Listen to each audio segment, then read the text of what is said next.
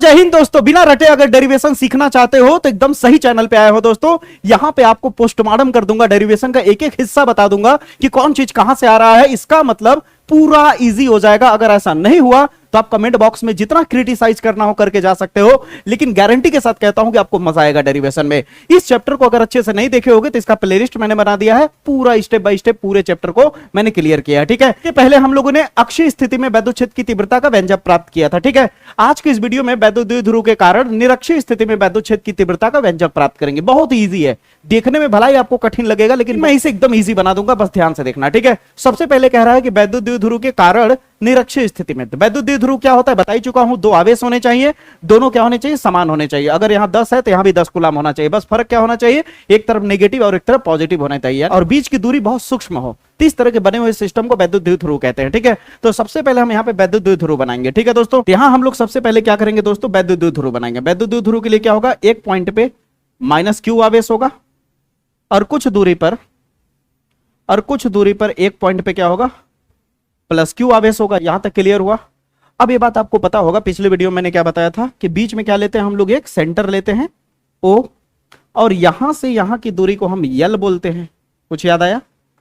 जितनी अगर ये यल है तो ये भी यल होगा, क्योंकि सेम है, बीच में लिया है पॉइंट, तो आधा आधा बट गया ना।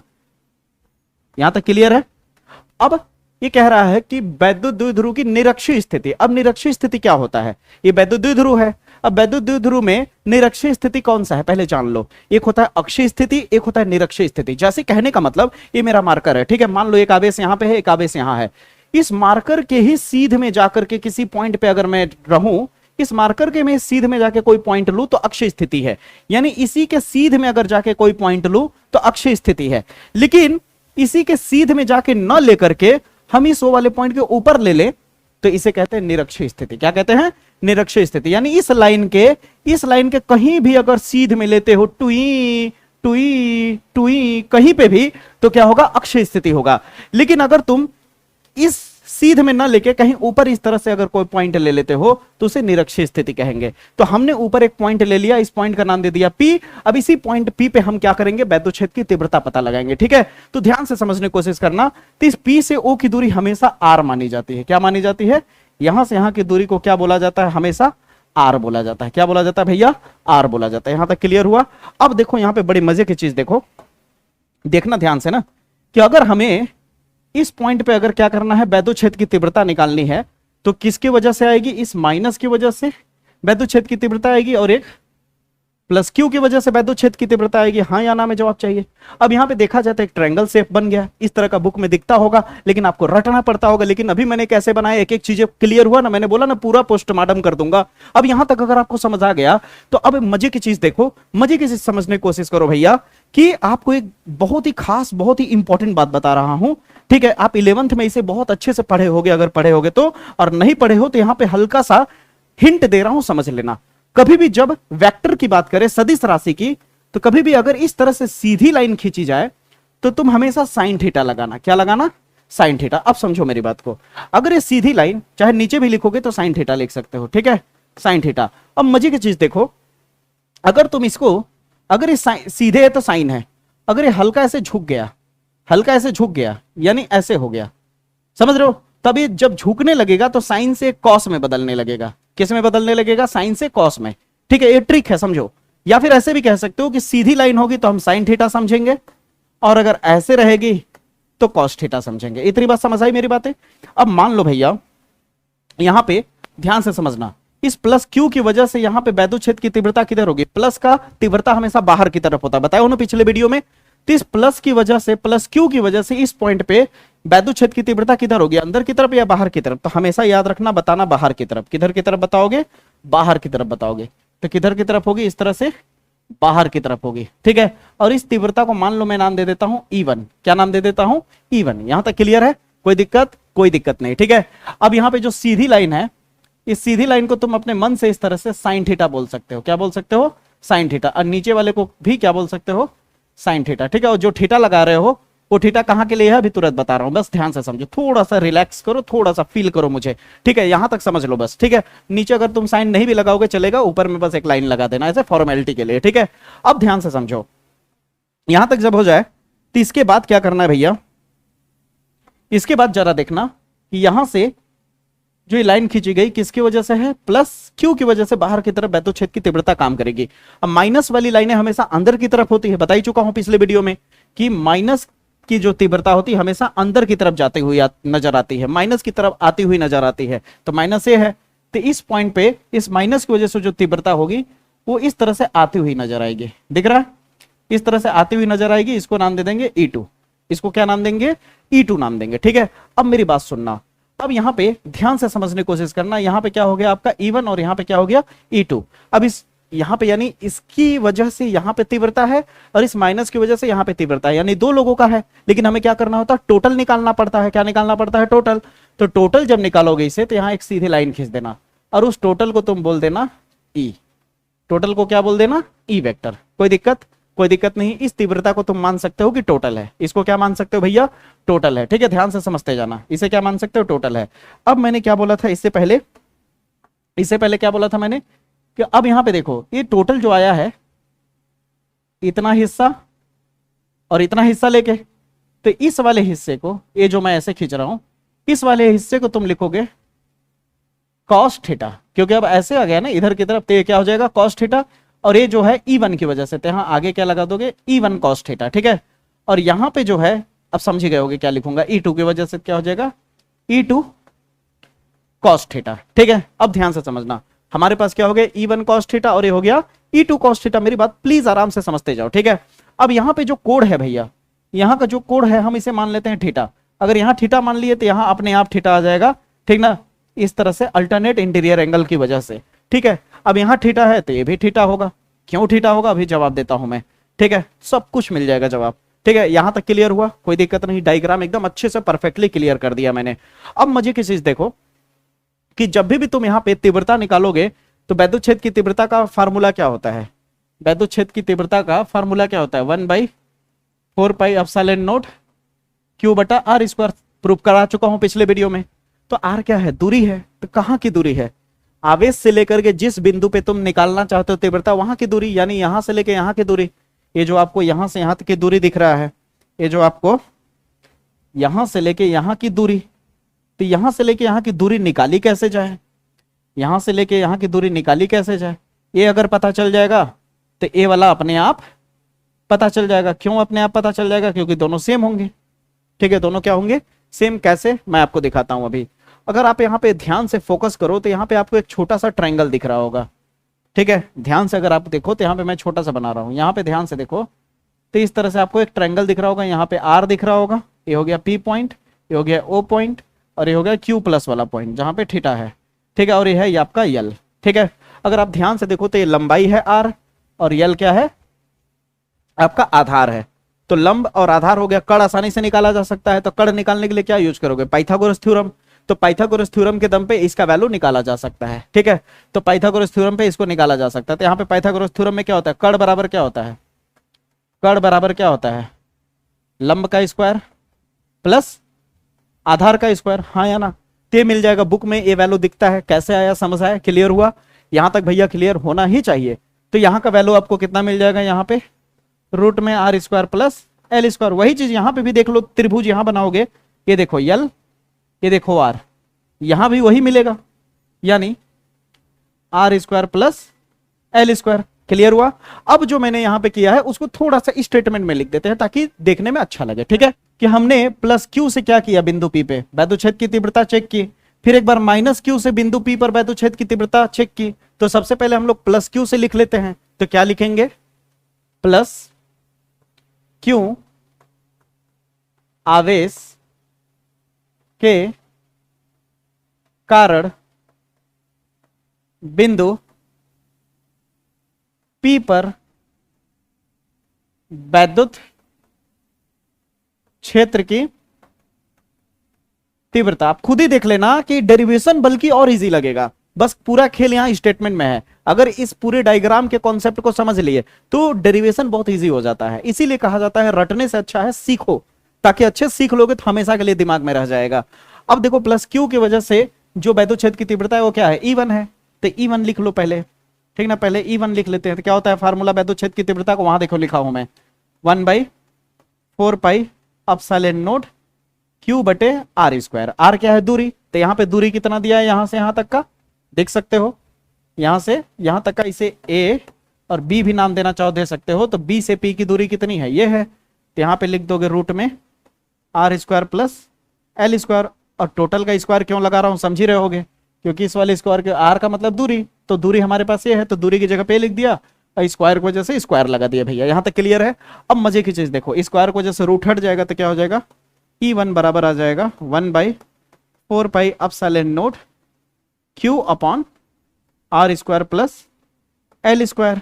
ठीक है, स्क्वायर की वजह से रूट हट गया, इसे नाम दे दो समीकरण नंबर 1 का। सेम वही काम माइनस क्यू आवेश से पी तक चले जाओ, तो यही लिखोगे माइनस क्यू आवेश के कारण बिंदु P पर वैद्युत क्षेत्र की तीव्रता। तो क्या हो जाएगा वैद्युत क्षेत्र की तीव्रता? E2 बराबर हो जाएगा 1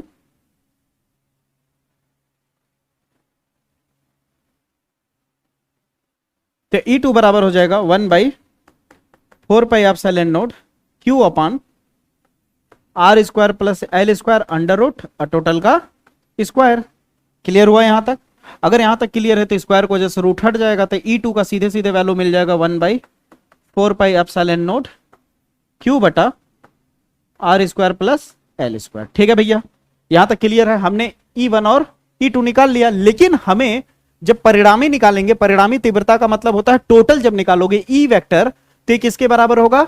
इतना और इतने को जोड़ने के बाद। इतना कौन है? E1 cos थीटा, और इतना कौन है? E2 cos theta. ए थीटा है तो ए भी थीटा ही होगा। ठीक है, अब ध्यान से देखना मेरे भैया, अब ध्यान से समझो। खत्म हो चुका है खेल, जानकारी के लिए बता दूं, सच में खत्म हो चुका है खेल। अब क्या करोगे? कुल तीव्रता लिखोगे, ठीक ना? क्या निकालोगे? कुल वैद्युत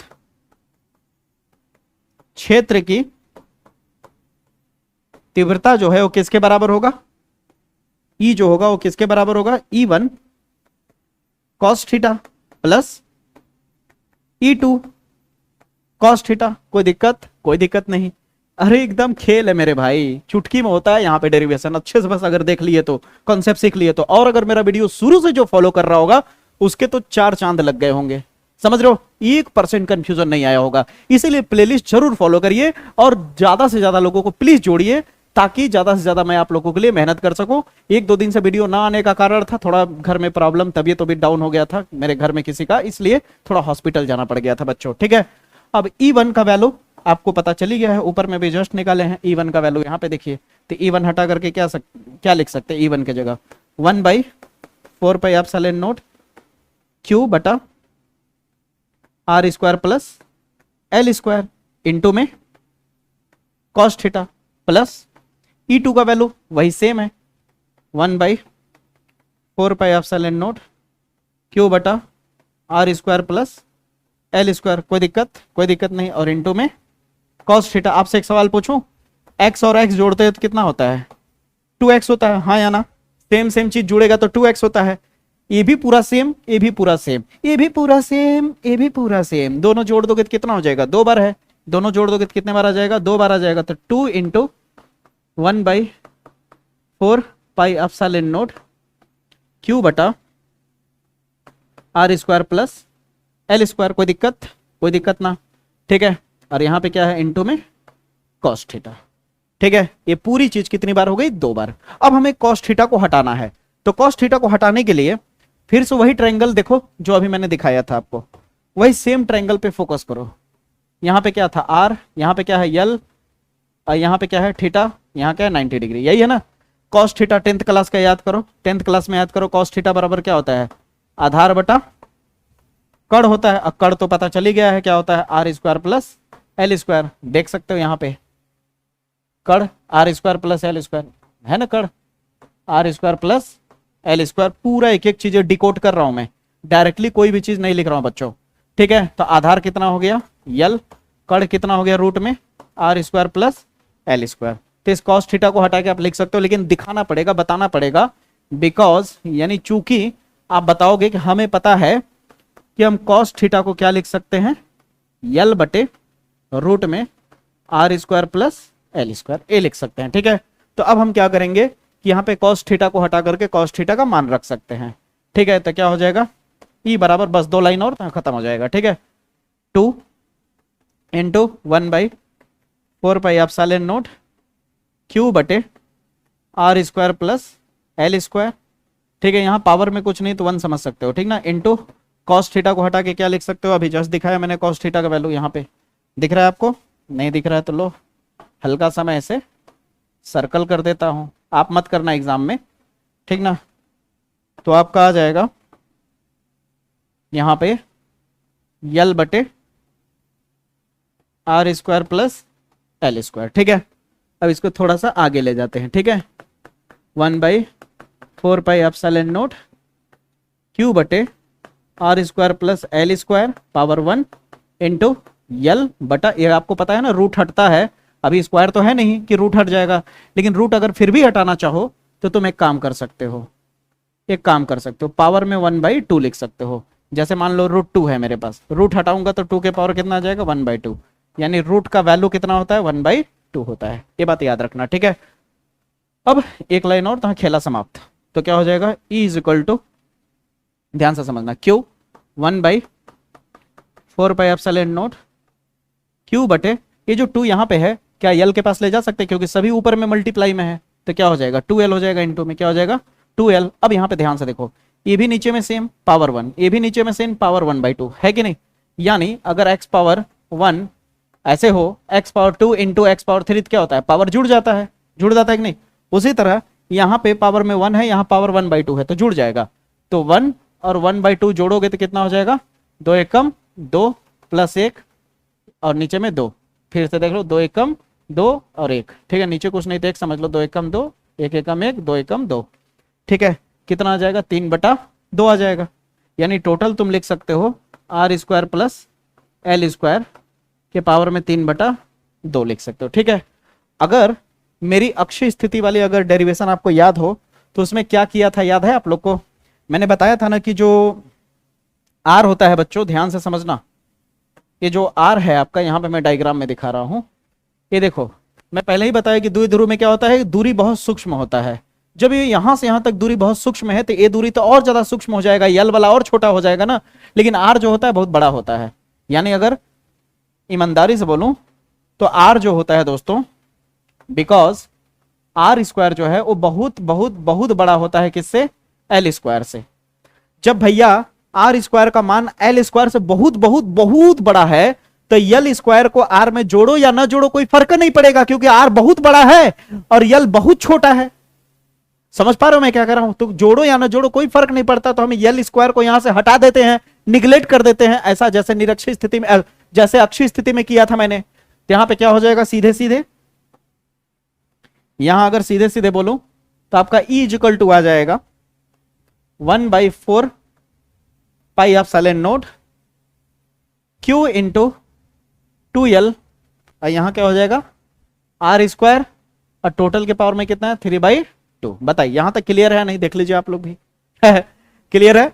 अब यहां 2 से 2 कट गया महाराज ऊपर नीचे से, तो बचा क्या हमारे पास, सीधे सीधे 1/4πε0 Q इंटू 2L बटे आर पावर 3।